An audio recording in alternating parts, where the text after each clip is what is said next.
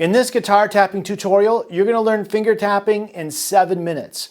I'm also going to teach you double tapping. How do you do that? I'll show you later in this two-hand tapping step-by-step tutorial. Hi, I'm Tom Hess, and today in this lead guitar lesson about tapping, sometimes called finger tapping, I'm going to take you through step-by-step what you have to do to tap and make it sound good and clean and accurate and cool. Now, when I was first learning how to do tapping myself, it was very sloppy, it was awkward, it was hard, there was a lot of noise coming out. I didn't really know what to do to make the right hand tapping sound good, and learning guitar tapping was really difficult. The transformation happened for me when I took lessons from a guy named Jack many years ago, and he taught me how to keep all the tap notes clean so that you had a clear sound from tapping on the right hand and all of the other notes and strings were quiet when you wanted them to be quiet. So how do you get it to be perfectly clean? I'm going to show you later in this video. I've taught this stuff to thousands of students online from around the world, and today I'm going to show it to you. In this tutorial, I show you how to play two-hand tapping in 5 steps.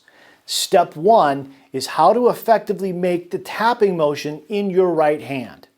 There's more than one right way, and I'll show you the way many pros use to play guitar tapping. Once you learn it, it's quite easy. Second, when doing two-hand tapping, you need a reliable way to keep all of the lower strings, the ones you're not playing, quiet. I'll show you how. Third, unless you are tapping on the high E string, you also need a way to mute all the higher strings. I'll show you how to do this too. It's pretty easy once you know what to do. Fourth, I show you how to strengthen your left hand legato playing so that when you tap notes on the guitar, it sounds strong. And fifth, I show you how to launch the very first note of any tapping lick so that it sounds strong. And finally, I'll give you several tapping exercises and licks that you can play. All right, so before we get into actual tapping, the first thing we need to do is take a look at example number 1. And what you see there is a simple scale laid out on one string from the open string to the 12th fret. Okay, and here's what that sounds like.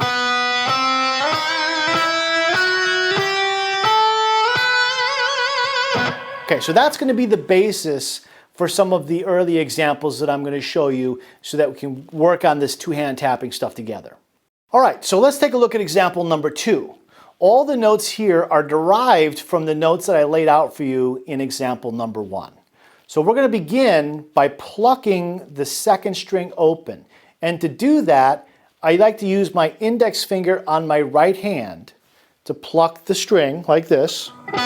That sets the string in motion. Then we're going to do a hammer-on with the left hand first finger on fret 4. Then we'll do a hammer-on here with the 4th finger. Then we tap with the index finger of our right hand. And once we've gotten to this point, and you've got the note tapped on, you're here. Now we're going to pull off with that right hand finger. Okay, just flick your finger to the side, like that. Then we're going to do a pull off, that guy comes off.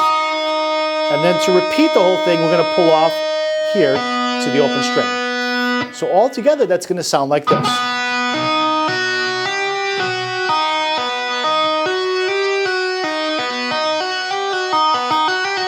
It's just a repeating pattern. So the main thing I want you to think about right now is getting the first note strong enough, right? So we don't want to start with a dead note and then just do that, because then our first note is the 4th fret, not the 0th fret, the open string. So we want to pluck that string with the index finger, just plucking it open. Then hammer on, tap, pull off, and then pull off again to start over. Okay, now if you're trying this at home, and if this is new to you, you might be getting a lot of extra string noise and a bunch of noises happening. Some of these others, you might have some of this going on, the extra string noise, stuff like that. So here's how to do the tapping and make it clean so you don't have any of those noises. The first thing that you do is you take your right hand thumb and you place it on the guitar. Don't push down on the strings, but you just lay it softly on all of the lower strings. So in example 2, we are doing a tap lick on string number 2, right? So that means your thumb is going to cover strings 3, 4, 5, and 6. Just going to lay it right on there. Don't put any downward pressure, just touch it. That will keep these strings quiet.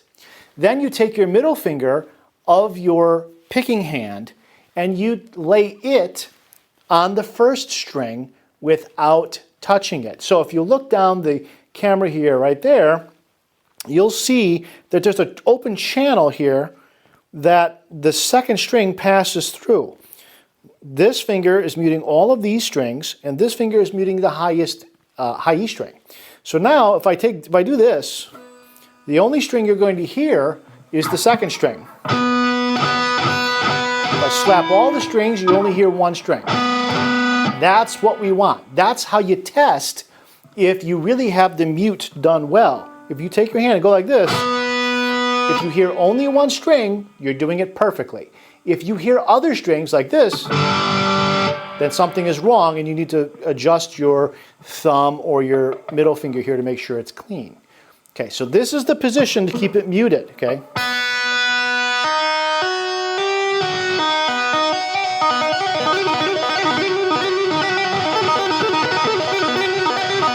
Okay, when you hold your hand in that way, it becomes really easy to do tapping on the guitar and keep the notes clean and quiet, which is exactly what we need in order to do more complex, cool tapping licks. Now, let's take a look at example number 3. The next little example here is based on the first one, but we're doing what's called a double tap. A double tap simply means that we're doing the tapping motion 2 times in a row without doing anything else in between, okay? So here's what it looks like and sounds like. So tap, then pull off, then tap again, then pull off again, and then go down. That is called a double tap. And that sounds different and feels different because the rhythm is a different rhythm than if we just do a single tap. Single taps are cool and they sound like this.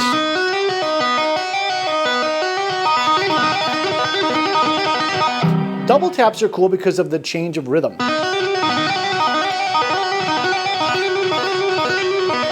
So single tap. Start getting a little extra noise here from the sleeve of my jacket here. I don't normally wear this jacket when I play guitar for real. So it sounds pretty cool. All right, so just do the double tap.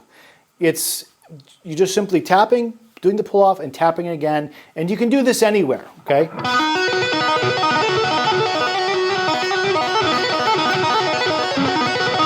Sounds very cool every time.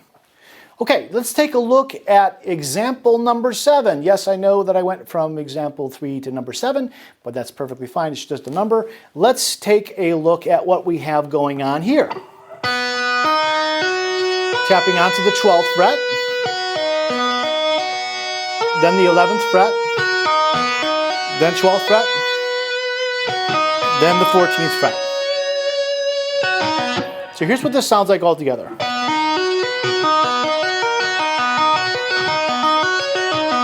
If I repeat it, it sounds like this again.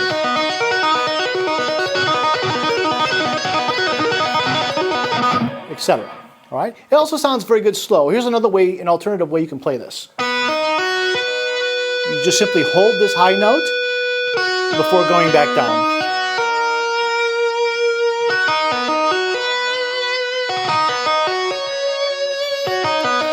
That sounds cool too. So you don't have to play fast all the time. You can play fast, it sounds great fast, but it also sounds good slow as well.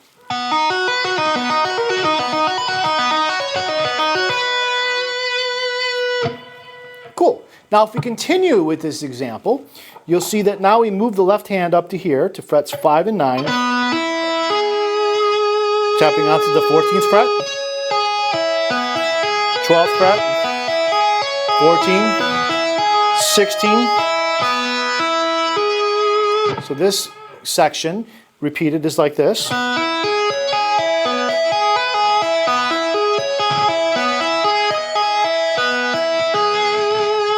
Cool, let's move on.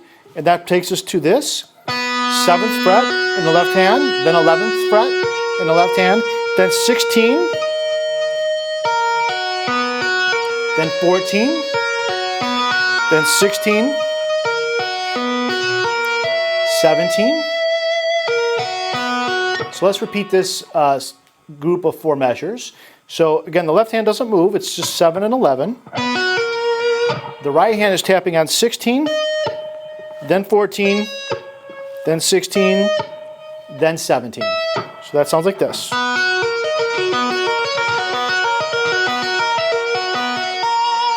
It sounds way more complicated than it actually is. And then we move the left hand to frets 9 and 12. And then we're going to tap frets 19, then 17, then 16, then 14. So again, it's like this.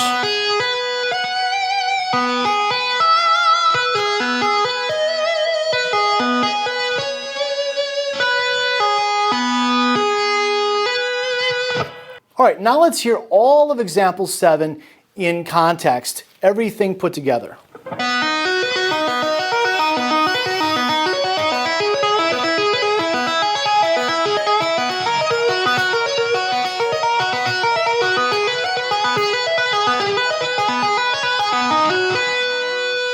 Sounds pretty cool.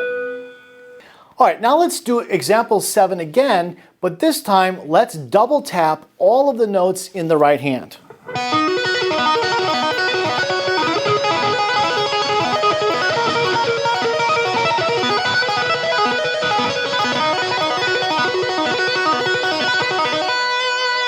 Sounds pretty cool.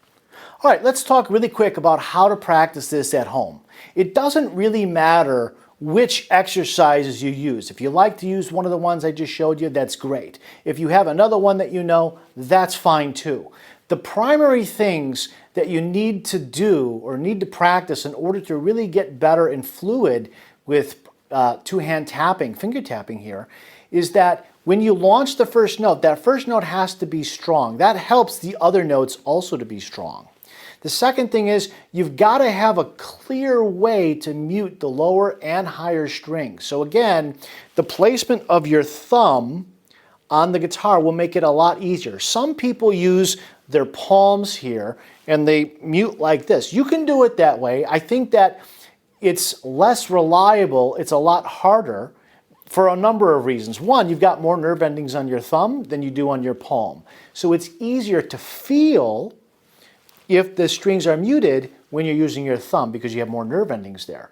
The other thing is it's a lot easier for you to visually see when you look at your hand. You can see very clearly if your thumb is muting all the strings or not. It's not so easy to visually see if your palm is really muting all of the lower strings or not. I mean, I don't know about you, but I can't really see what's going on in my palm right here. The other thing is that when you're looking at your hand, you're typically looking at where your index finger is going to be tapping.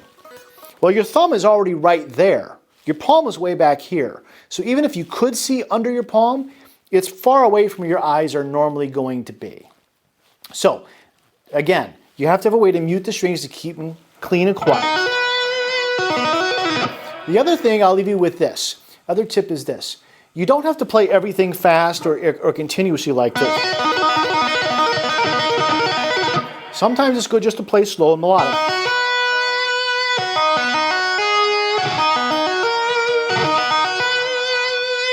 Okay? So don't think that it's always got to be a continuous pattern. So, which of these ideas was most useful to you? Let me know by leaving a comment below. And if you like this video, subscribe to this channel and I'll make more for you. Also, if you want to learn how to sweep pick fast and clean, I'll show you how step by step in my new free e-guide titled Sweep Picking Mastery Secrets Unlocked: What the Pros Do to Sweep Pick Fast and Clean. So click on the link below, download your copy, and get started with your sweep picking right now.